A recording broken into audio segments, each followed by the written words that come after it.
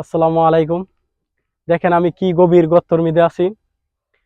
তো এই গভীর গর্ত থেকে আমি আমার হাতের সাহায্য ছাড়াই আমি উঠব, কারণ আপনারা তো জানেন যে আমার দুটি হাত নাই। তো দেখেন কি গভীর গর্ত।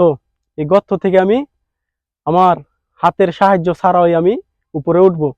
এটা মূলত একদম পাহাড়ের মতো, আর উঠতে খুবই রিস্ক, কারণ দেখতে আছেন আপনারা ক্যামেরার মাধ্যমে অনেক গভীর, অনেক গর্ত।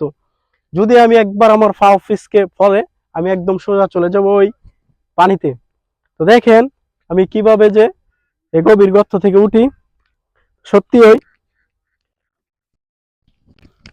অনেক ভয় আমার ভিতরে কাজ করতেছে। তো অনেক গভীর এবং অনেক ভয়ানক একটা জায়গা। এই জায়গা থেকে আমি উঠবো। অবশেষে উঠছি।